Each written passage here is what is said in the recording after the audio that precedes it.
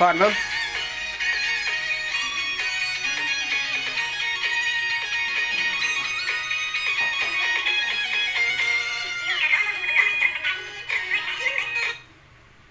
เปิดเพลงไหม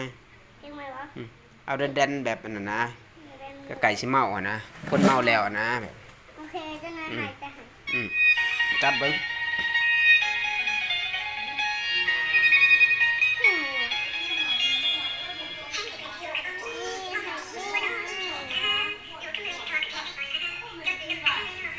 โอ้ดีเจจัก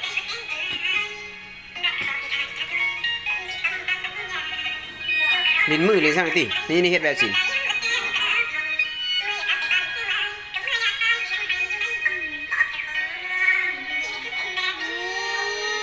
โอ้พ่อ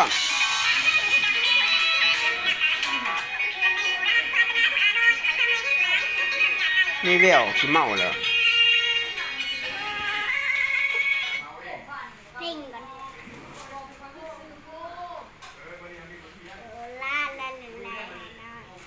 เบิ่งเพลงใหม่บ่เดี๋ยวหากันเพลงหนึ่ง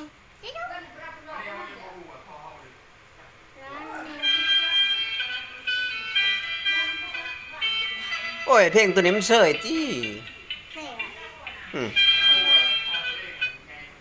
เอาแดนๆนี่ซั่งนะวัยรุ่น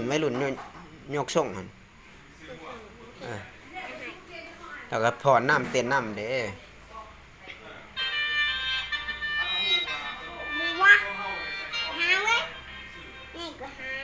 เพลงแจ็คแบ็คโพซั่งนะคือในคลิปในคลิปมันนั่นดิมันอยู่ในคลิปYouTube อันนี้คลิป YouTube นั่นล่ะเบิ่งติเปิดติขอเพลงแดลูกก็ตอบเพลงยัง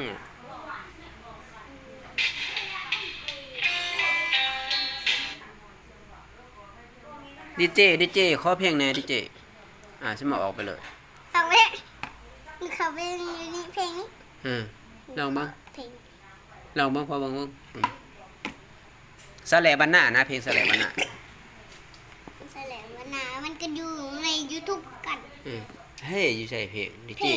ลูกเปิดวงนึงนี่นะสะแหลบ้านหน้าเบิ่งเพลงซะโอ้เพลงอกหักว่าตัวนี้โอ้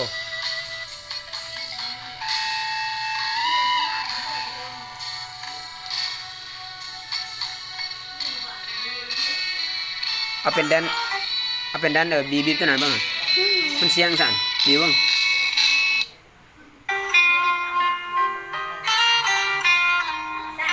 เสียงขึ้นเสียงลงบ้าง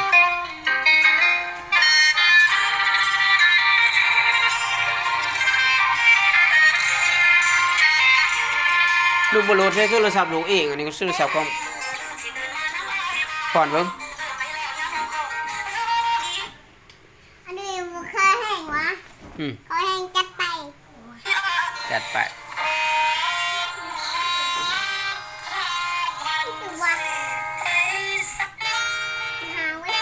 เอาเสียงนั้นแดนติเอาได้ไหมโอเคจันให้จันหาหาไว้ดูดีดีกว่า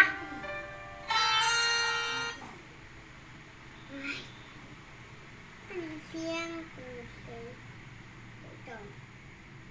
จังดีกว่ากูกระจอกแท้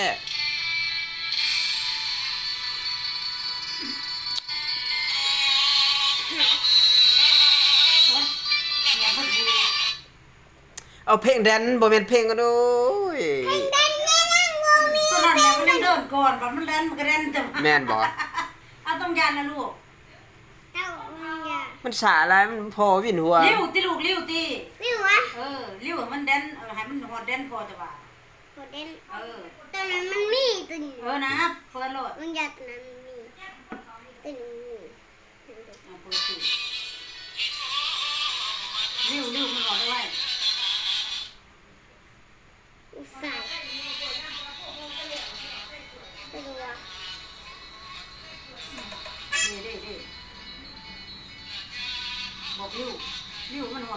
ไปเปิดอยู่ทงหน้าตินี่ลูกค้าพอดีหายหนี่หมดลูกค้าวัยรุ่นพอดีหนี่หมดอืม เอาจะได้ โอ้โอ้ เอาจะได้ โอ้ เอาไม่เอาแล้ว จ้ะมันยังเป็นหมด พี่สากินจะไปไหนอีก เพลงปูตี้พังเลย อ่ะ พอในห้องเพียงมีแต่คน คนเฒ่ามาเกิดนะหมอน พี่ก็เท่าอย่างเห็นไหมเพลงไหมเพลงไหมมันมาทันไหนเพลงเก่ามันมาทันนั่นสีฟ้าบอกสีฟ้าจันให้เฮ้ย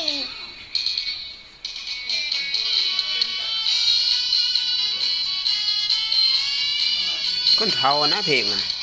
เฒ่าคักเฒ่าแน่นะ เฮ้ยแรงอยู่เลยว่ะแม่ง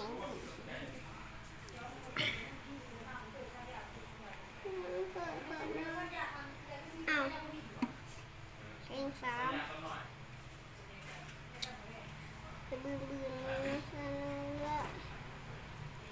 นี่ได้สิได้พังจักเถื่อเนาะลูกค้าสิหนี้หมดแหละเพลงตัวใหม่วัยรุ่นไปซั่งนะ ขยุ่นยังวะ อืม กูหยานมึงเอ จะ ง โกรธเลย เพลงแจ็คแบ็คโพเดี๋ยวว่ามีบ่ เดี๋ยวหัว กับไก่จ้านี่ ฉางไอ้เพลงนี้เพลง เพิ่นเองบ่โหลดเลย เอ้ย ฮะลูกเองบ่โหลด Music Fair เอาเขียนคน5ติวัยรุ่นสร้างโต ทำตัวมาเกิดอะไรวะไอ้เหี้ยเว้ย ลอยมาหาแน่โหลด ไม่ให้เล ไร ย มหาหายเด้ ลอยมาหาแน่โหลด ไรมหาเด้อ ตัวนี้ตัว เหม็นเลย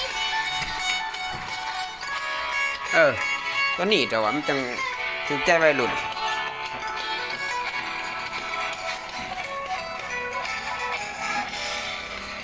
เป็นหลายมือเลยนะที่เจ้ามาตอบแชทกันเมื่อวันมาตอบกันหายไป อยู่กับเขาหรือว่าจังใดหรือเขาจับได้ เบิ่งพอลินเอง กันแน่ลงสตอรี่เพื่อหาก็บอกเบิ่งแชร์บนเบอร์ที่จะเลือก ลินได้แต่ติ๊ดมันดัง คิดว่าแน่ใจขาดแค่กันเจ้านี้ ไปอยู่กับเขาสั้นเนาะเห็นยัง ตัวแก่ตัวนี้ตัวนี้ ดิจีตัวนี้พี่ตัววะเครื่องขักใส่เปิดอยู่ใส่ละเปลี่ยนเพลงมา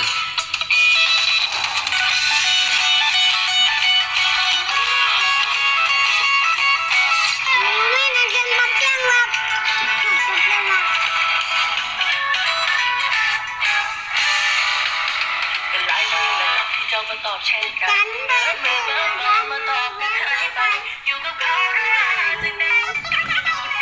โอ้เฮ็ดเป็นเฮ็ดอันนี้แหละตัวใส่บีบมาได้ลูกบีบมาได้มันดังแน่นี่โอ้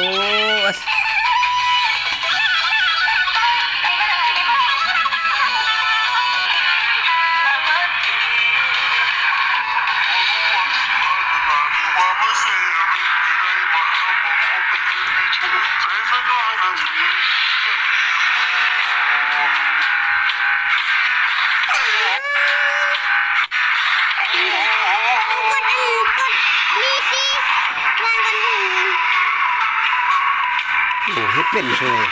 คนรถคนโทรศัพท์ลูกเองจิลูกป่าสิลิน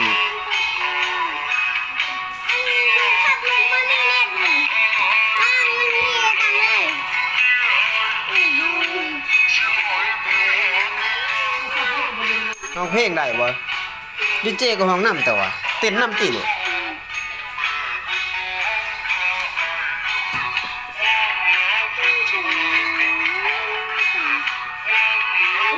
ไม่เสียงเขา ไม่เชื่อข่าวอะไราย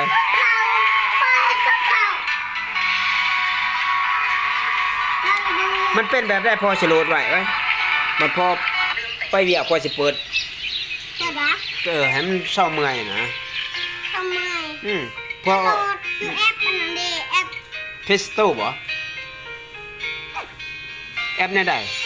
เบิ่งไงพอเบิ่ง